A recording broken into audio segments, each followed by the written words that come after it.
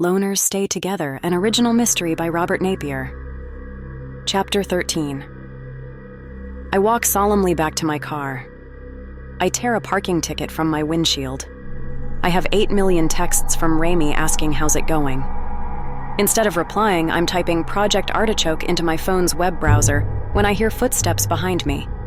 I reach under the hoodie for my revolver. It's Zeng. Hey. He's jogging towards me but constantly checking over his shoulder. I have to be careful. If Dai sees me talking to you, there will be trouble. She's a pain, but connected. Usually, I say with my hand under the sweater. Zeng lowered his voice. I've heard a name. Someone they only talk about in private. Who? Dai and Blake. Who do they talk about? Zeng checks his shoulder again. Deacon. Deacon? Yeah, like a preacher. A priest. Deacon. Okay, so who is he? I think maybe he taught Professor Loner? He handed me a handwritten note. This is me. See you around.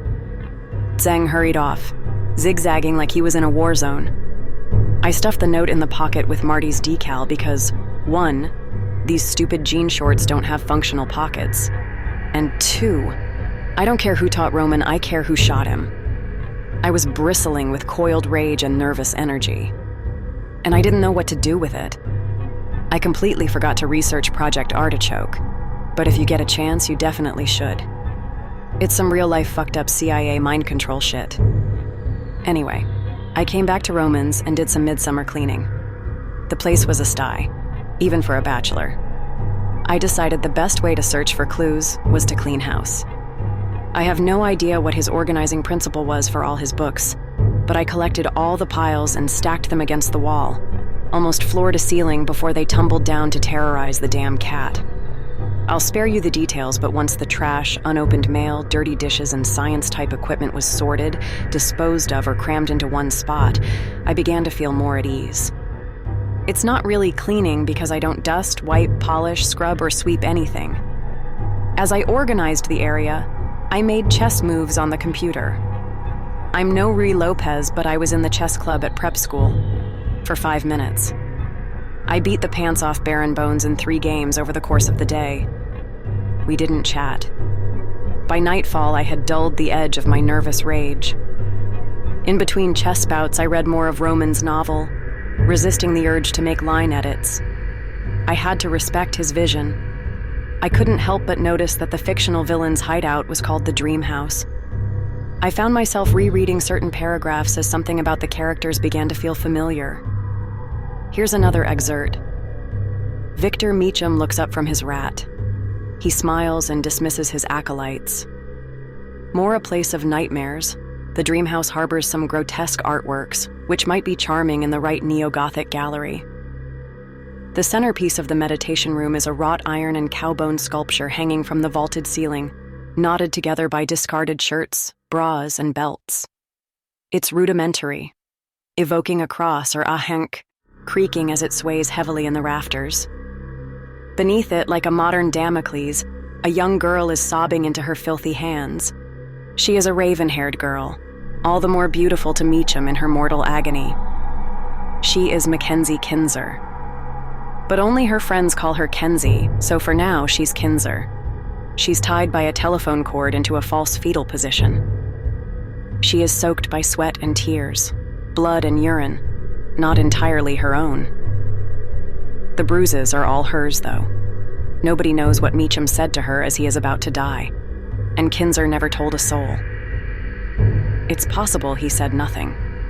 She pleaded with Meacham every chance she got. She didn't even know what to ask for. She just said, "Please, please," over and over, when her aching throat allowed it. Feral rhesus monkeys darted and screeched in the house. They had been liberated from the animal research lab a month ago, and no one had thought about what to do with them.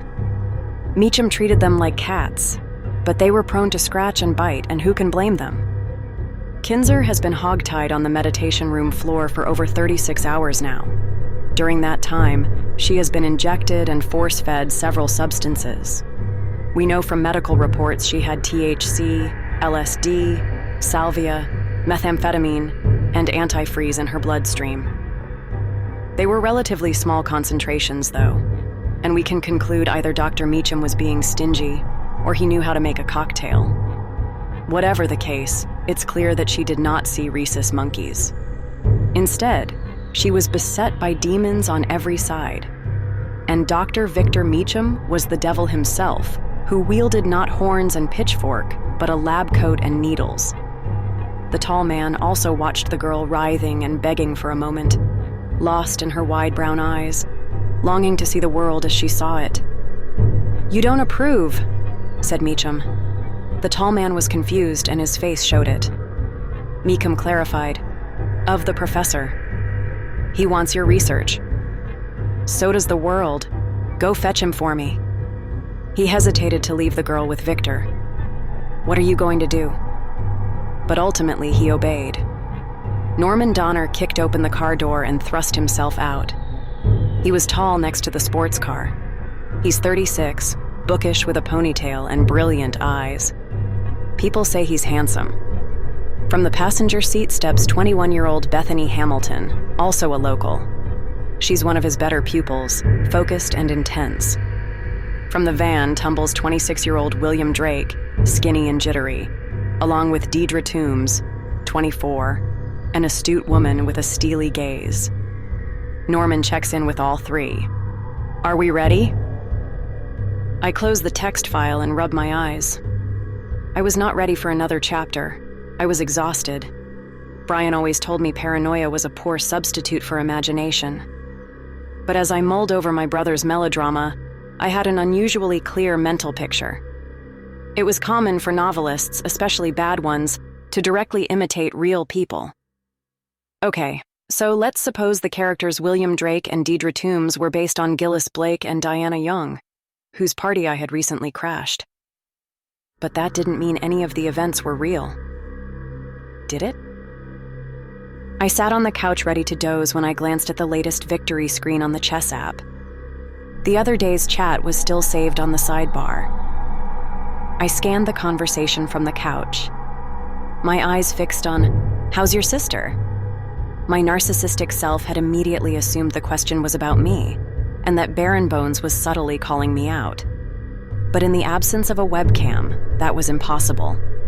I was sure by now Bones would have guessed he wasn't playing against Roman anymore. But they couldn't know who their new opponent was. My eyes closed for like a second, and I was in India sitting below a camphor tree on a distant bend of the Ganges, surrounded by lotus ponds and serene bodhisattvas. The central figure is a golden Naga wearing thick-framed glasses, with a dozen arms, holding coffee mugs, beer bottles, a slice of naan, and a shimmering key. I know none of this is accurate or whatever, but it's a dream sequence, so give me a break. The Naga, now more of a Medusa, hisses as if to strike and spits, "Bullshit! Paralyzed! Disgusting!"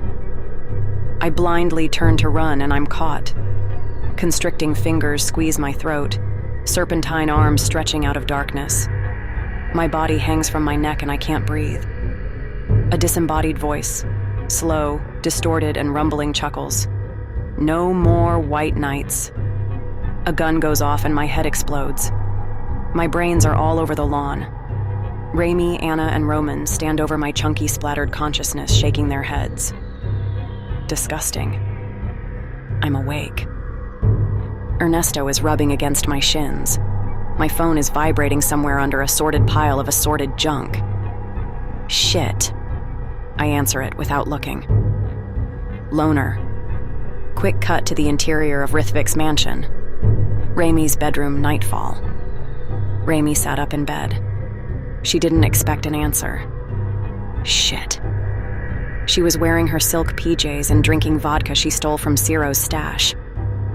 The only illumination is the massive TV on the wall opposite her bed. Cass? There was a pause. Hey. I know it's late. I rub my eyes and check the clock. It is late. That's okay. I wasn't sleeping. How did it go? I have to think for a second about what she means. I went up to the restaurant with Hobbs, you were right. Roman didn't have a lot of fans up there. It's dark in Rithvik's kitchen. After an hour of job searching, Esperanza has gone to bed. Ciro sat at the breakfast bar with the blue light of his laptop staring at him. On screen, the audio recording program spikes and scribbles, tracing the highs and lows of voices. His employer paid him well to keep tabs on his ward, and Ciro didn't do anything by half. He intercepted and recorded all of Ramirez's phone calls, DMs, and emails. He presses on his earbuds to evaluate every nuance and detail of their exchange. He could easily tell their voices apart. Ramirez's was soft, but colorful with long vowels. Despite the speech therapist that Dr. Rithvik had hired for her, she still bit into her SHs, and she either dropped or overcompensated her H's and the final G of the present participle, depending on how safe she felt. She whispered harshly, "They were jealous of him."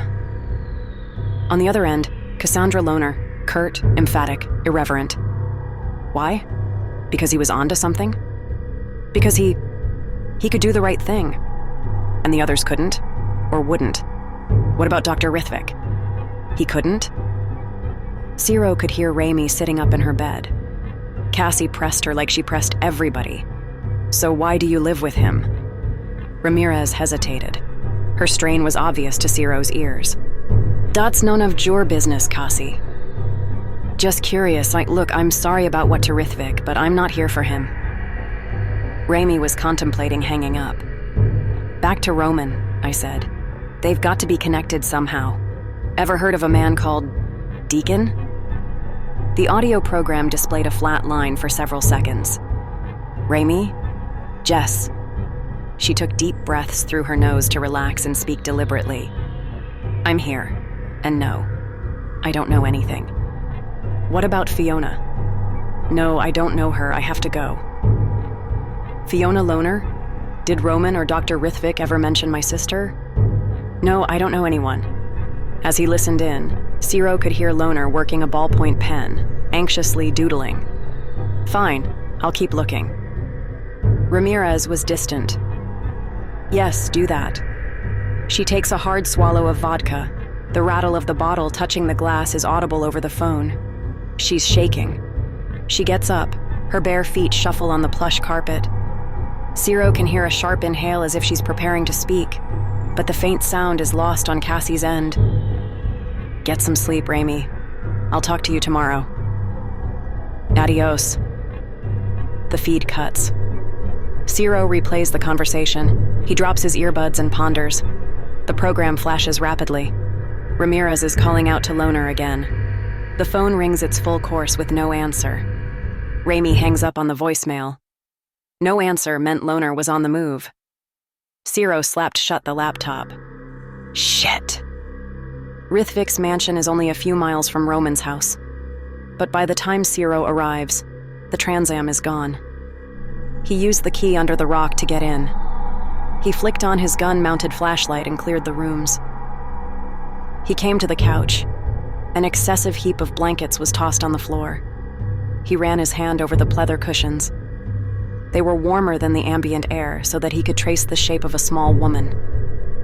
The PC screen lit up, and Ciro froze. There was a message from a chess program. "Rematch?" The light of the monitor shone onto the coffee table. Ciro glanced down and saw stacks of unopened mail. On the back of the topmost envelope were various scribbles and scratches. Amid a dark swirl of ink was the name, Deacon. Your standard Midwest security. I pick the lock, easy.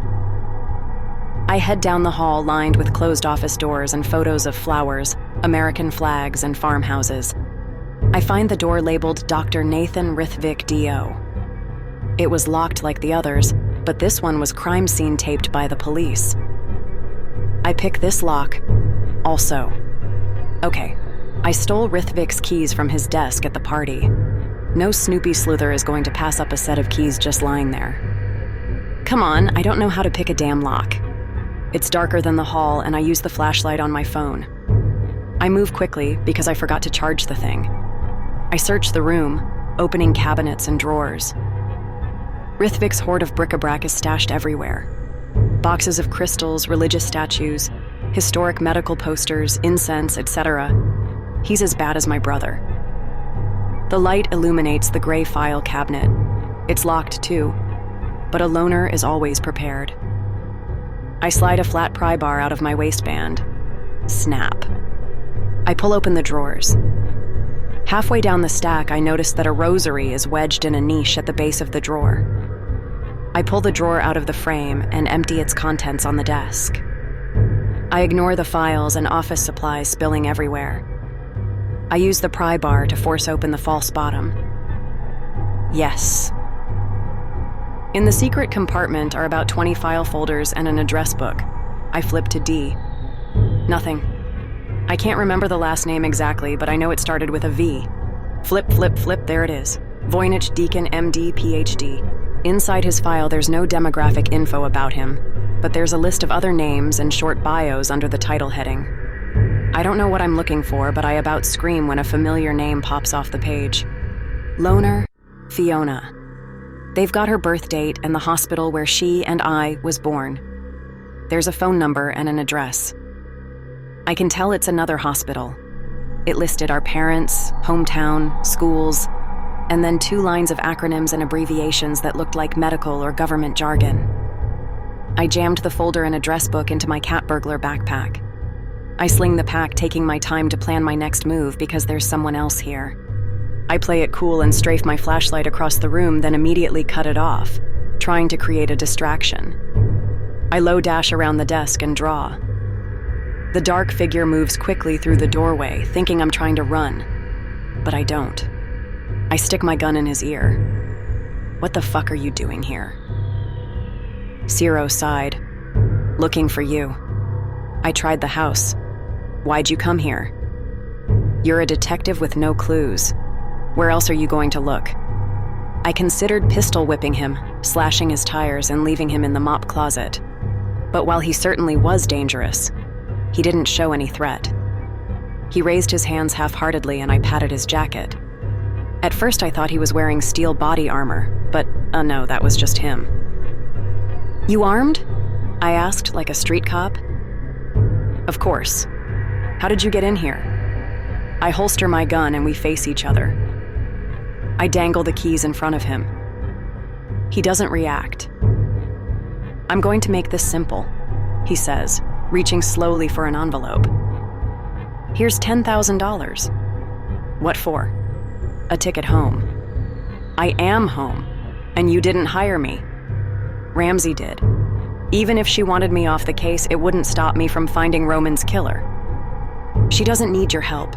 She's had enough pain, enough churning over the past. Tough shit. My brother was murdered. Yes, it's regrettable. Fuck regrettable. I'd like to know why, but mostly I just want to know who. What for? What will it change? I like to investigate, to know why things happen, and who to blame. Why death happens. Give it up, Loner. Go home. Or what? You gonna make me? You're not conducting an investigation. You're just hurting people. Leave Ramirez alone. Let her heal. I slip past him and back into the hall. Don't hide behind her. Then don't make her a martyr in your crusade. I toss him Rithvik's keys, high and right. Before he can snatch them out of the air, snap. I'm gone. Hello, listener. I just wanted to say thank you for your support.